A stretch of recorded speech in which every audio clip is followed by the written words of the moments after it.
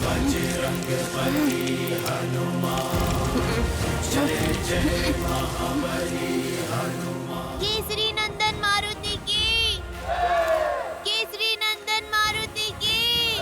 जय महावीर हनुमान, जय जय पवन पुत्र हनुमान। पवन सुत और महादेव के अंश हो, वायु की प्रचंड शक्ति और महादेव के अनन्य क्षमता के साथ जन्मे हो तुम,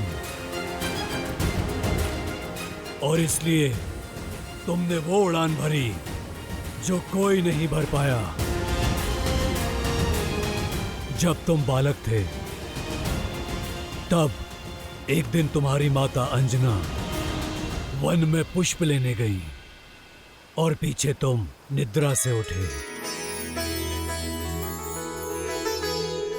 और बालक मारुति भूख से बिलखने लगा।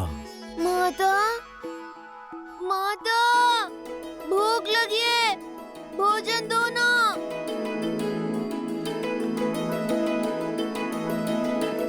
माता, माता, माता।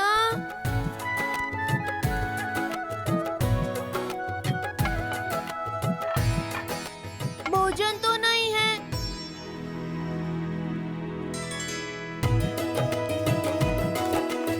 देखो मारुति आ गया, आ गया। अरे मारुति तुम आ गए। हमने कुछ रसीले आम देखे, किंतु वह इतने ऊपर हैं कि हम तोड़ नहीं सकते। क्या तुम तोड़ लाओगे? हम लोग साथ में खाएंगे। भूख तो मुझे भी लगी है, किंतु माँ कहती है स्वयं से पहले सदा दूसरों के बारे में सोचना चाहिए। चलो पहले तुम्हें खिलाता हूँ। चलो चलो मेरे साथ चलो चलो।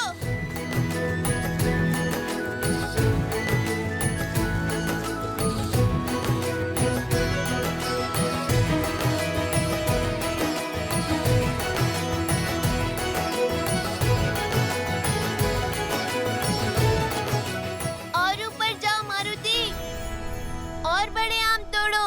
मारुति मारुति मारुति मारुति मारुति मारुति मारुति मारुति मारुति मारुति मारुति मारुति मारुति मारुति।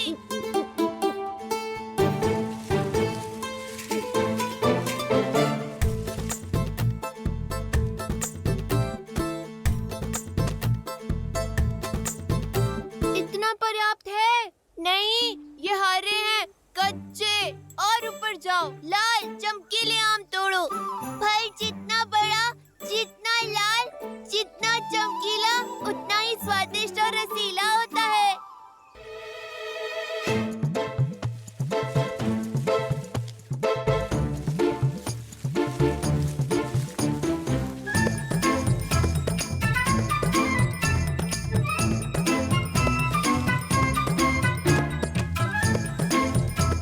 इससे भी लाल और रसीला। सबसे लाल, सबसे मधुर आम सबसे ऊपर लगते हैं।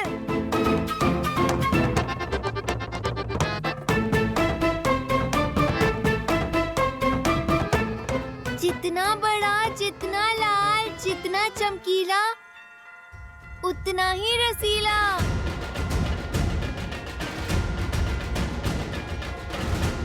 मुझे यही फल खाना है। बुद्धू, वो आम नहीं, सूर्यदेव है, सूर्यदेव। लाल देह लाली लसे मरुधरि लाल लगून, वज्र देह दानव तलन, जय जय जय कपीसूर। देवी अंजना को बताना होगा, हनुमान संकट में है। जय जय पवन पुत्र हनुमान।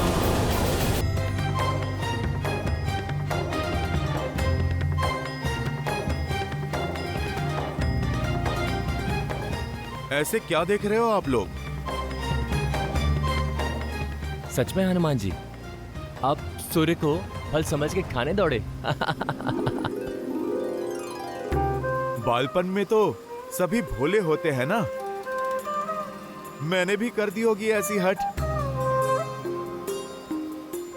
मुझे नन्हा नन्हा आभास तो हो रहा है उस क्षण का, किंतु मुझे सब कुछ स्मरण नहीं है। आज तो बहुत अच्छे पुष्प मिल गए बाग में। इसकी तो बहुत अच्छी माला बनेगी, है ना? देवी अंजना, देवी अंजना। क्या हुआ पुत्र? मारुति। अब क्या कर दिया मेरे नटखट ने? किसको पूछ से उठाकर फेंक दिया? किसका फल छीन के खा गया? वो मारुति सूर्य को फल समझकर खाने के लिए उड़ गया।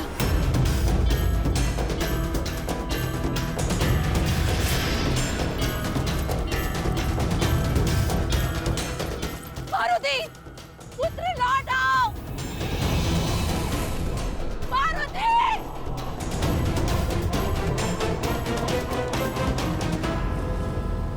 उस दिन ग्रहण अमावस्या थी। यहाँ बालक मारुति ने सूर्य की ओर उड़ान भरी और वहां सूर्य को ग्रहण लगाने के लिए दुष्ट राहु ने उसे रोकने का प्रयास किया।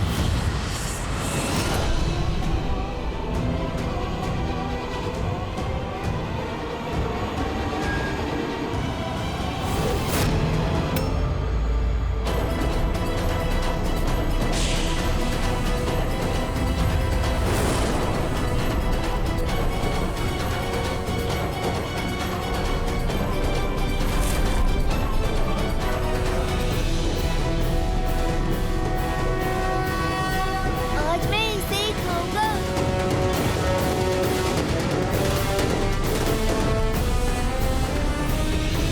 ए बालक, कहाँ जा रहे हो? उस फल को खाने।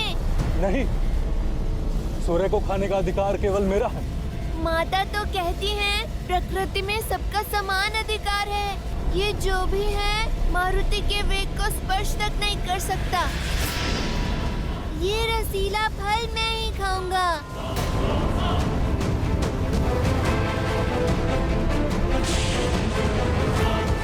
मूर्ख बालक, रुक जाओ। राहु का आदेश टालने का दुस्साहस मत करना। नियति का लेख है, आज सूर्य को निकलकर ग्रहण लगाना है मुझे। तुम्हारी हट मुझे रोक नहीं पाएगी। बंधु, मेरी भूख आपकी नियति से अधिक बलवान है।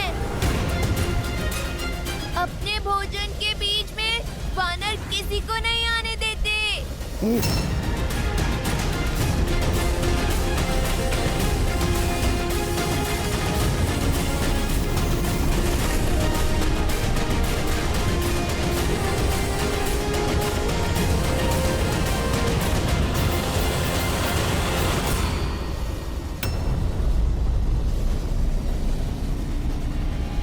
अच्छा, मेरी टांग खींचोगे?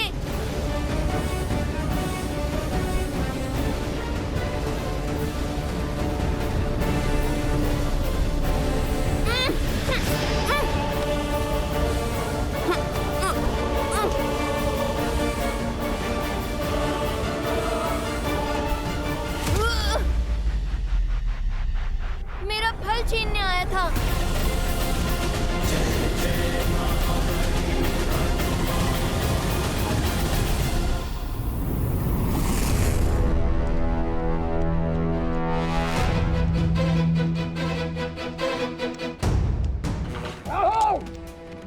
तुम्हारा इतना दुस्साहस तो मेरी अनुमति के बिना मेरी सभा में प्रवेश कर उसे भंग करने की उद्दंडता की तुमने। इंद्रदेव, आज एक असुर नहीं, एक ग्रह देवराज से रक्षा की विनती करने आया है। एक तुच्छ वानर बालक की हट ब्रह्मांड का संतुलन भ्रष्ट करने जा रही है। एक तुच्छ वानर बालक, कहीं तुम मेरे साथ उपहास तो नहीं कर रहे? सत्य कह रहा हूं देवराज, विलक्षण बल है उसमें। सूर्य को निगलने चला है। महाबली है वो, जिसने एक प्रहार में मुझे यहां पटक दिया। शिव का अंश है, इसलिए मौन नहीं बैठ सकते देवराज। अमृत मंथन के समय सूर्य को ग्रसित करने का अधिकार केवल मुझे दिया गया। आज सृष्टि का नियम टूटा तो देवराज की गरिमा भंग होगी।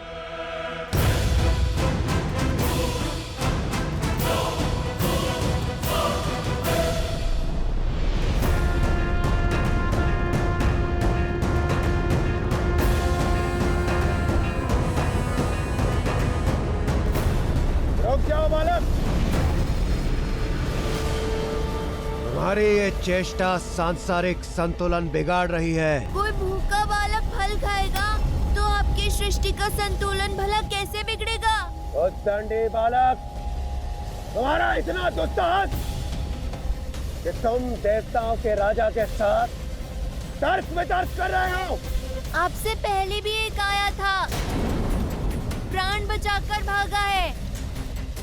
आप जाइए, मुझे अपना भोजन करने दीजिए।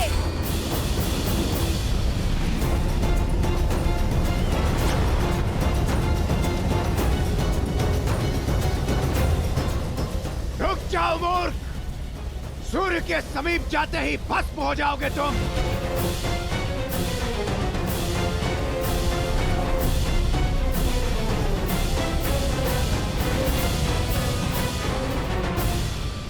बहुत सी बाधाएं लांघकर मैं यहाँ तक पहुँचा हूँ। अब मैं पीछे नहीं हटूंगा, पर इतना बड़ा फल खाऊं कैसे?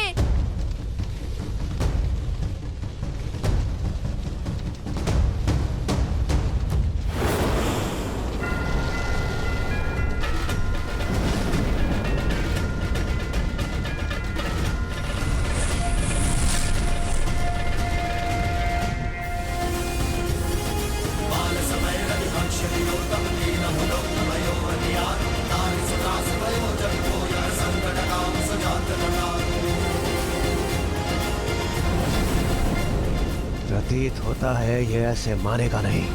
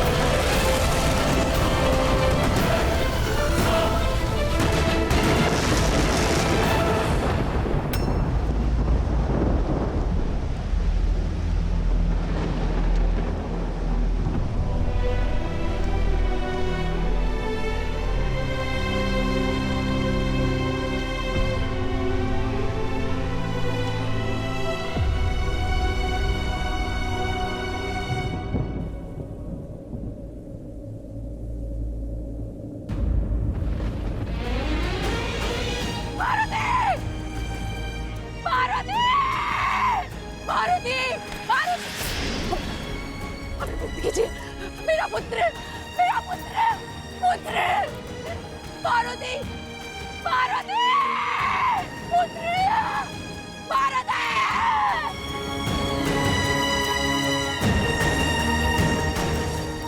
पुत्र उठा, पुत्र, पुत्र उठो। मारुति आंखें खोलो पुत्र, निद्रा से जागो पुत्र।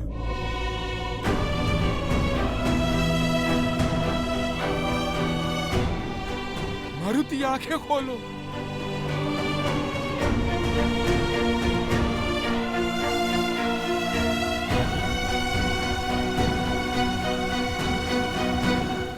तो क्या मारुति की मृत्यु हो गई?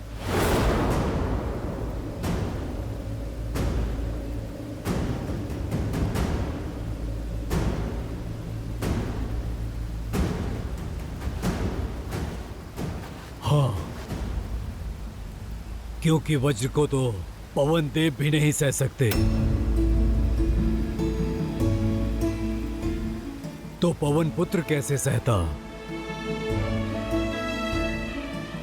मारुति वज्र का प्रहार नहीं सह पाया और वायुदेव इस सत्य को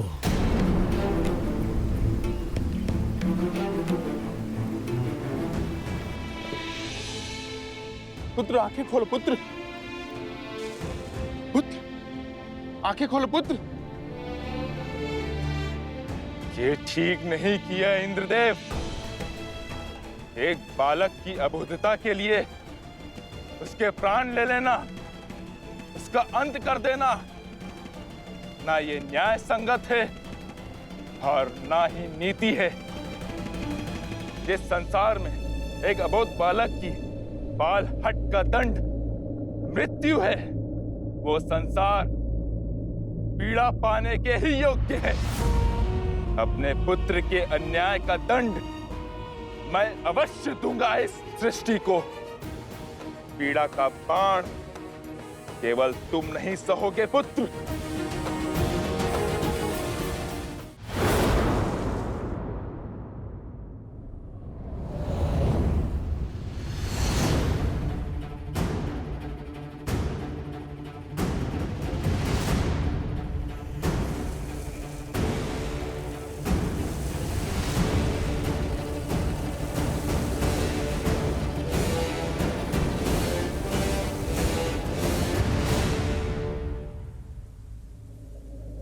मारुति, मारुति, मारुति, मेरा पुत्र कहाँ है? मेरा पुत्र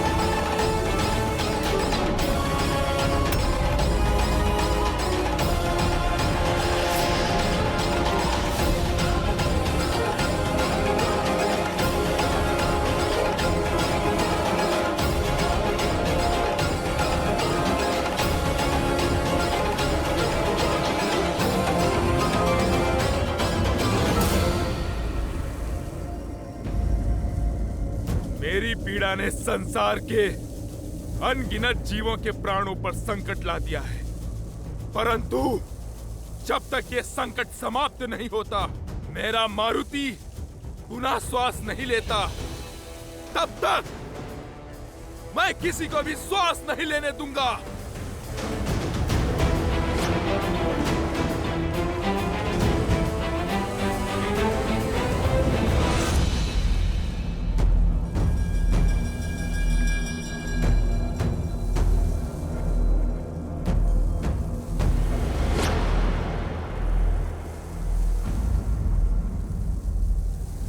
इंद्रदेव, अब आप यहाँ क्यों आए हैं?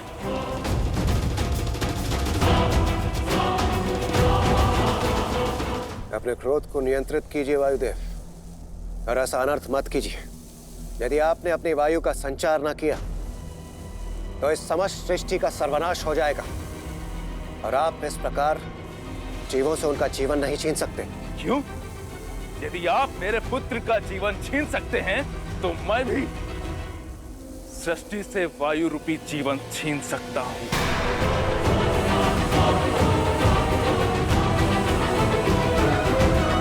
वायुदेव, समझने का प्रयास कीजिए। उस समय मेरे सम्मुख मारुति को रोकने के अतिरिक्त कोई और विकल्प शेष नहीं था। विकल्प तो मेरे पास भी नहीं है।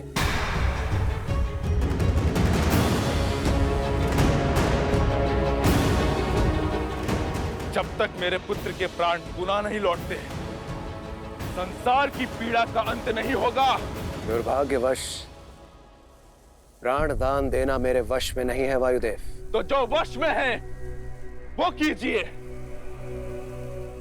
संसार के सर्वनाश का साक्षी बनिए देवराज।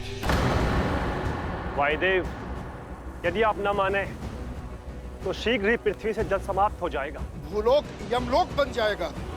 हमारा कर्म, हमारा उद्देश्य, हमारा अस्तित्व सब समाप्त हो जाएगा। अपनी क्रोधाग्नि में इस संसार को जलाकर ध्वस्त मत कीजिए वायुदेव। एक बार उन निर्दोष जीवों की पीड़ा को, उनकी पुकार को सुनने का प्रयास कीजिए। क्या उन जीवों ने सुनी थी मेरे पुत्र की करुण पुकार?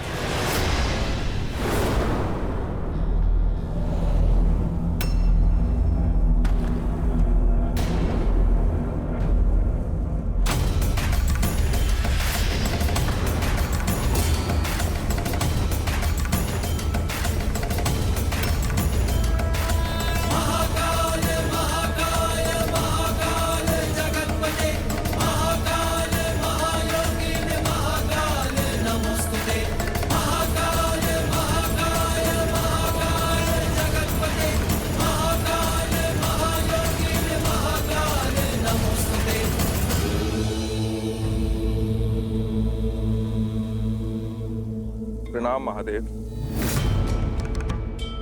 प्रणाम महादेव।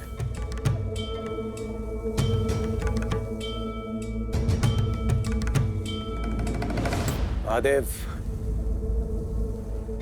अब आप ही वायुदेव को समझाइए। पुत्र शोक से पीड़ित एक पिता को कोई क्या समझा सकता है इंद्रदेव? और वैसे भी वायुदेव को उनका कर्तव्य स्मरण कराने से पूर्व क्या आपने स्वयं अपने धर्म को समझा? देवराज इंद्र का कर्तव्य निभाते निभाते आप स्वयं बड़े होने का धर्म भूल बैठे हैं। और क्या होता है बड़े होने का धर्म? अपने से छोटों की रक्षा करना।